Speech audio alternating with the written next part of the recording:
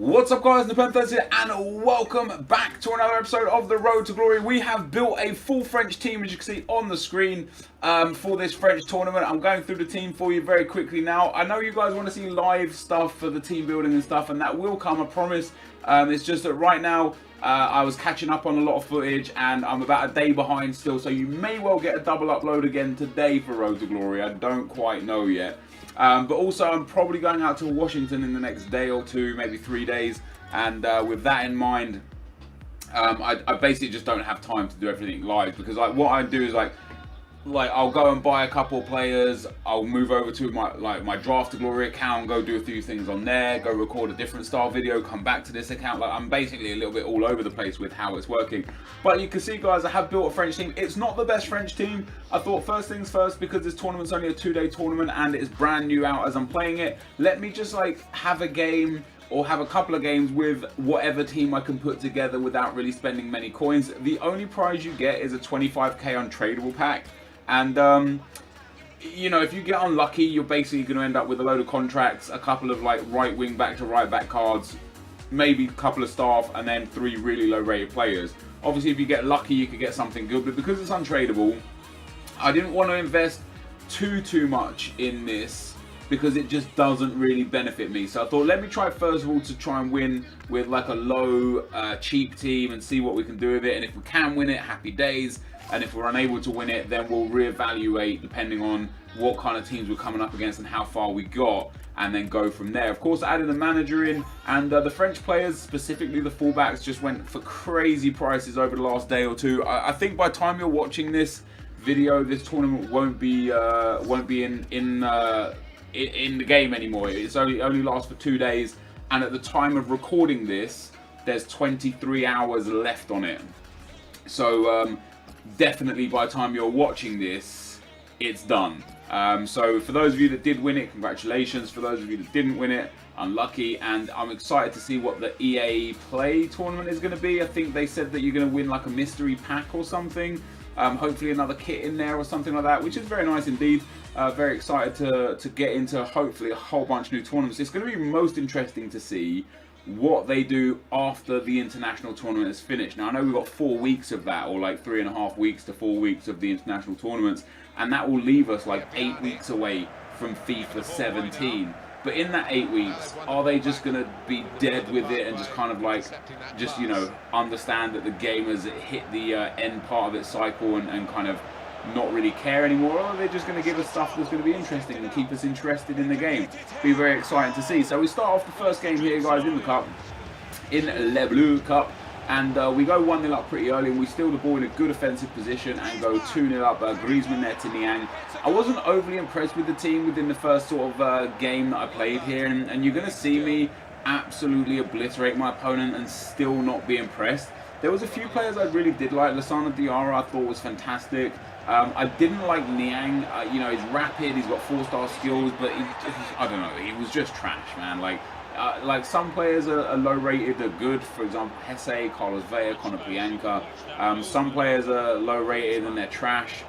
Some players are high rated and they're good, some players are high rated and they're trash. And we saw a 4th goal there with Biabiany, and it's a lovely finish, but he's another one of those players that I just didn't rate. You know, he used to be an absolute beast back in like FIFA 12, FIFA 13. He used to be unbelievable in the game.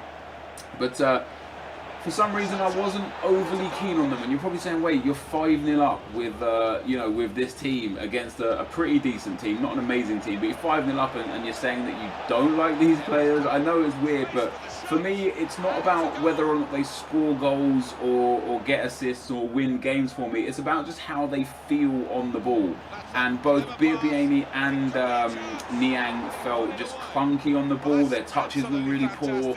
And, you know, if I came up against a better opponent, I probably would have just got absolutely destroyed, because my opponent just wasn't very good defensively. And I think he kind of lost control of the game at about 3 or 4-0. You know, it seemed like he'd given up. He was sliding in and just wasn't really playing to his potential. You know, when you could feel someone just doesn't care anymore, and that kind of felt how like my opponent was. But he ends up scoring a couple of goals, of course, bangs in one with Olivier Giroud, making it 8-2. I'd 8 to be him right now. We get a hat-trick with Diarra, a couple of assists from Diaby. So not a bad team for the first game, but not what I was looking for. I wasn't like I just wasn't impressed with how the team played. I felt like I had to try so hard.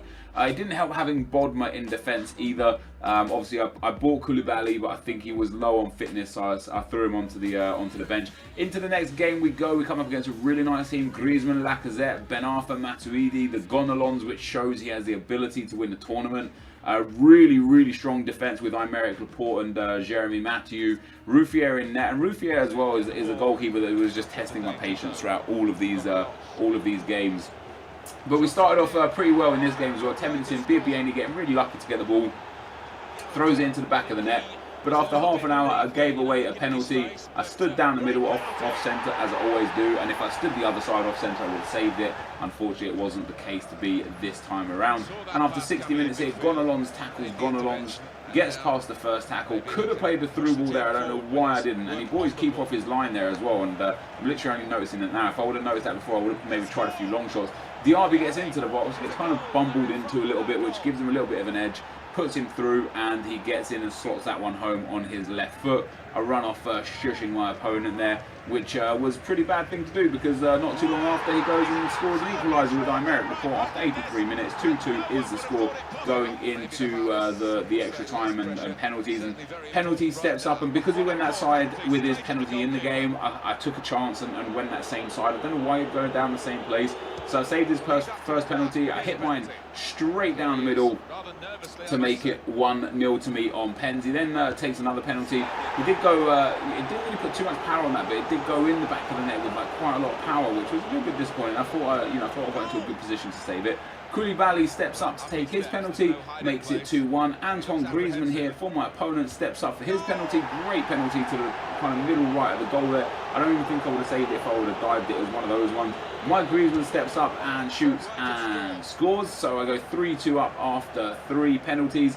My opponent here with Blaise Matuidi steps up again. Great save from Ruffier. I say Ruffier, it was all my doing really. And so all we have to do now basically is score 1 penalty of our next 2 to guarantee the win. And Niang steps up, puts it in the back of the net, and sends us through to the semi-final. So a bit of a mismatched team. Yes, I'm playing Niang on left forward on 7 chem. You know, I've been doing that a lot recently. Like, a lot of people play left mids and right mids at striker on 7 chem. You don't really see many people play strikers at left forward on 7 chem.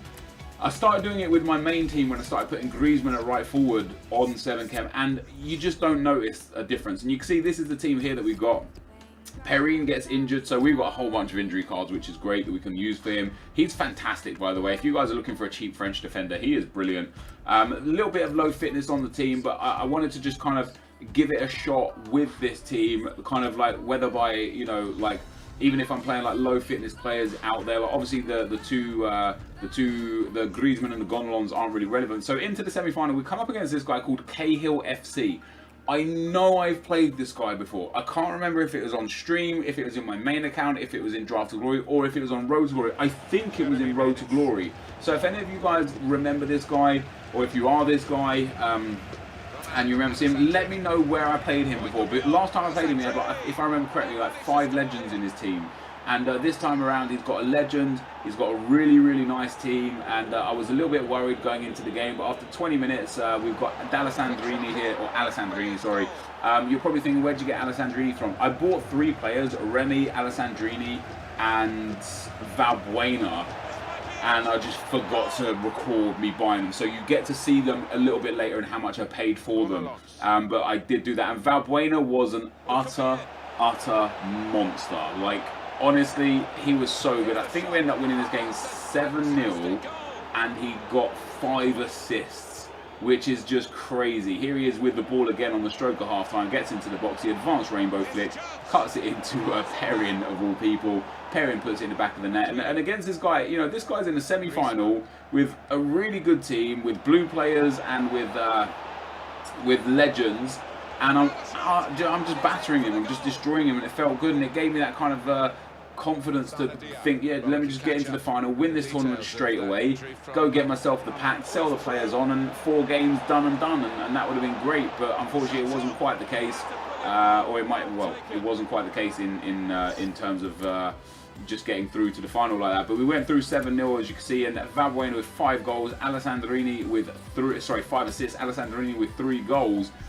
Very nice indeed, and I was just so surprised that I managed to destroy someone that easily in the semi-finals. Like, it felt like he was a Division 10 player. I don't know how he got to the semi-finals. I'm not trying to be disrespectful. He just wasn't very good. Maybe he was drunk. Maybe it was his brother playing. There could be several reasons why someone could get to the semi-finals and then play badly. But for me, it was good because we won now 8-2. Was it 1-0 or 2-1 on penalties? 2-2 and penalties, and 7-0. And into the final we go. We come up against a relatively interesting team. He's got lone Griezmann out there at right mid.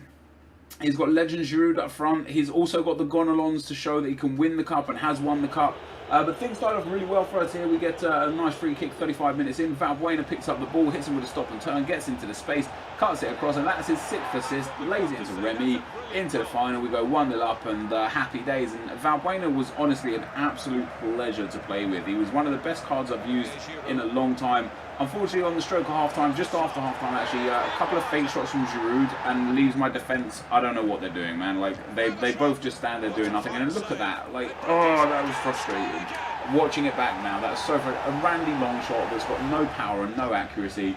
And for God knows what reason, Ruffier decides to parry it when he could just catch it. We go 3-1 down. And at this point, I've lost the plot. You know, my defence has gone out the window. We go 4-1 down within 10 minutes. This guy scored like 3 goals. 4-1 down, and even though I had the better of the game up until he equalised. Like first half, I was dominant. I created a lot of chances. I should have been a few goals up. It just wasn't the case. You know, it wasn't to be. FIFA could be a mean beast to you sometimes, where there's just pockets of momentum shifts in this game. You can see by the match stats, am I the green shots? I think I'm the green shots. Yeah, I'm the green shots, he's the blue shots. Like, I just had way better shot selection, way closer. It just wasn't to be. It just wasn't my day, you know. I got screwed by a few E8s. It could have been because of low fitness, and you see here, off of that, I bought Lacazette and Payet, and because of how easily I got to the final, and how I felt like I played better in the final, even though I lost the game, I thought, let me give it one more try of this tournament. If I don't win it the second try, I'll sell the whole team, make a little bit of profit on them, and take that as my reward. You know, 8 games worth of match coins, plus the little bits of profit from the players. And you'll see now how I bought the players and how much I bought them for, who I bought and how much I bought them for. And I thought to myself, because of how easily I won that tournament, or because of how easily I got to the final of that tournament, like, you know, absolute destruction, I only really need to improve 1 or 2 players here or there. Diaby was one of those guys that I didn't want on the field. He's decent, but he's not amazing. Niang was one of those guys I just didn't really want, and Biabiany was one of those guys that I didn't want. So I bought Lacazette and Remy to go on the wings. I also had Alessandrini, who's very good on the wings, which kind of made Niang and my other Biabiany kind of irrelevant to the team. I bought Payet to go in midfield instead of the centre midfield Diaby there. So, you know, I've got now Valbuena, Gonalons, Payet. I've got a great attack. My defence was always strong and solid. I didn't really have any problems with the defence anyway. So I was really confident going into the games going forward, thinking, you know, now I can go and win the tournament. I've improved the squad a little bit. I've got no coins left in the bank, but if I sell everything afterwards, I've got about 30,000 coins worth of items. And we get into the box there with Lasana Diarra. He equals up the scoreline at 1-1 after 25 minutes. And this was quite a testing game, a bit frustrating game. I remember I was only playing this last night. I literally played it last night before I went to bed. We get into the box here with Lacazette. He bites on me, thinking I'm going to cut inside. Eventually, I ran it to the byline. Antoine Griezmann is there to slot it home. Love having not to have to put fitness on Griezmann. I did end up playing one fitness game to give fitness back to the guys that don't generate fitness, don't have the fitness glitch. So I did play one offline fitness game. Of course, if you guys want to check that out, the spreadsheet was in episode 52 or 53, I think. If I remember to, I'll put it in the description below as well. We ended up going 3-1 up against this guy, and he rage quits after me shushing him. He scored, what is that for stats? 5 shots from me, 2 on target, 3 goals. 1 goal from him off of no shots. FIFA is just that, isn't it? FIFA is just mind-boggling at times. But we end up winning 3-1 in the first round. Made me very happy. You know, like after losing a game, like I was talking about this in the last episode, like when I lose, especially when I lose when I don't feel like I deserve to lose, I usually go on tilt and I play games and I play stupid and I play while I'm mad, and it's just nonsense. I shouldn't really have gone into a game there, but I wanted to get this tournament out of the way, A, before we run out of time, and B, within the first 24 hours, so that I still had value to my players, because probably by like the last 6 to 8, maybe 6 to 12 hours of this tournament, no one cares. No one's trying to buy these French players anymore. Nobody wants to buy the players that you overpaid for. You know, like Debuchy, the right back, at times I bought him for like 1,700 coins, and you'll see at the end of the video I sold him for 3,000 coins. At times he was selling for like 5,000-6,000 coins, because he's just one of the best right backs in France. You know, for the French national team. And people that bought him for like 5,000 or 6,000 coins are gonna be trying to sell him on today. Or yesterday by the time you're watching this. I don't know exactly when this video is going to go live, and they're going to struggle to get rid of him for even 1,000 coins. So to win an untradeable 25k pack, there's got to be a balance between spending the right money and investing in the right team, and not necessarily caring about winning the actual prize. Like for me, playing 8 games, you know, pending that I make it to the final here. If I didn't make it to the final, I would have probably tried one more time. But 8 games worth of coins, you're looking at about 5,000 to 6,000 coins.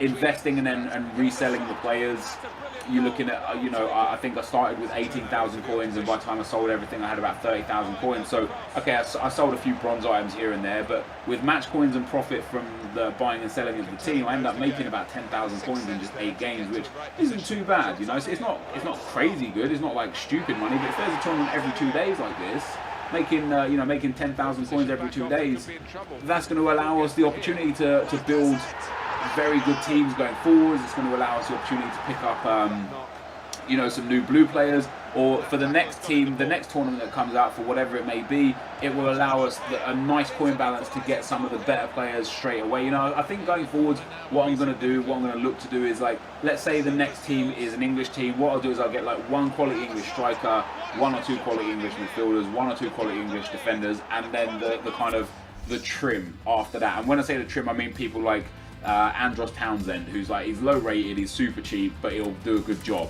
You know, players like Ashley Young, players like midfielders like Ross Barkley. You'll be able to pick up Barkley for like 1,200-1,500 coins. He'll do a great job for you. Okay, he's not your, you know, he's not your Wayne Rooney's that you put in there, but he'll do a good enough job for you. Into the semi-final of this game anyway, guys, and we come up against a really nice team. I was actually excited to see this team because he had Diarra at CDM and not Gonalons. It said to me that he didn't win the tournament that had Gonalons in it, which for me was good, because I felt like, okay, so if he can't win the tournaments where he had, you know, maybe he hasn't won it because he didn't try, maybe he didn't want Gonalons, maybe he got to the final and got disconnected, you know, like there could be several reasons. Maybe he has won it and he's just got him on the bench. But when I see that, like, for me, it gives me a mental edge, even if that's not the truth, even if what I'm seeing isn't necessarily the accurate truth. For me, mentally, I was like, okay, so this guy hasn't got Gonalons, he can't win the tournament, and that kind of gave me, basically the way I play FIFA is like, if I go into a game thinking I'm going to win, I'll play a positive, good game. I'll go attacking off the offset on the D-pad tactics. I'll try things, I'll be creative, and I'll try and score goals. If I come up against someone who's got like a kit or a player that suggests that they've won tournaments, or, you know, the D1 kit, I'm instantly in like defensive mode, and I'm instantly like just essentially playing to not lose, which is a really bad way to play the game. So when people say to me like, why do you skip those kits and stuff, it's not necessarily because I'm scared to play them, because ultimately, like this guy that I'm playing right here, he could be a Div 1 winner and just not be wearing the kit, you know, you don't know. But that mental attitude that I get from knowing and not knowing is what really helps drive me as a FIFA player. And that's why, that's why when I see the Div 1 kit, or the orange kit, or the yellow kit, sorry, or the white kits, or when I see the tournament players, I sit there and either say, no, I'm not going to play you because I just can't be bothered to have to deal with that, or I sit there and I'm like, okay, damn, like this guy's won. You know, I came up against a guy before who had 3 of the tournament players in his team, and I was just like, god damn it, like this guy's clearly like, you know, a solid FIFA player to be able to consistently win tournaments. It's going to be a tough game. In the end, I smashed him, but I went straight into that game with that mentality of, oh god, this is going to be a tough game. And it's stupid to put it on myself, but that's you know, one of the reasons why I typically don't go for playing against those kits. And maybe you guys should try it too. And for some people, it actually motivates them more. For some people, like when they see that Div 1 kit, they're like, right, let me get this game. Let me smash this Div 1 winner. Let me see how good he is. And more so, like as a Div 1 winner with the kit, if you're not like a very good player, but you've got the Div 1 kit because you know you've just tried and tried. Like there's some people on Reddit that have gone through like 80 seasons before they eventually win Division 1. And credit to them guys for sticking it out. But I'm sure if they wear the kit because they're proud to have won it, and then they go and lose a game, they probably get shit for just losing whilst having the Div 1 kit. Like, a lot of people have this mentality that a Div 1 winner is like an unbeatable, untouchable player. That's just not the case. I've won Division 1 on my main account, we're into Division 2 on this account, and I still lose to people who are just utter garbage because of either my own, like, you know, my own ridiculous defending attacks, my tactics, my own stupid attacks where I get like nervous and cagey and try shit that I shouldn't try. And then I'm sure there are times where I beat Division 1 winners comfortably. Like, having the Division 1 kit doesn't make you a great player, it just means that you've played FIFA enough to the point where you've won Division 1. Okay, it means you're a good player, it means you're a consistent player, it means, you know, you've done enough at one point in your career this year to have won the title, but it doesn't necessarily make you like an untouchable, unstoppable beast. Into the final we go of this tournament, guys, and we come up against a pretty nice team. We end up taking the lead there 2-1 with Griezmann after 27 minutes. My opponent hits straight back, like 5-10 minutes later he goes clean through with NepentheZ, shoots and hits the post, but gets the rebound, and again just frustrating defending, man. Like, I was going through so many frustrating games recently, not just on this account, on my main account, on my Draft to Glory. Like, I feel like the FIFA AIDS has never been as much as it is now, you know, like the stupid deflections, the stupid goals, the passes not registering, things like that. I don't feel like they've ever been as bad as they have been like at this instance in FIFA.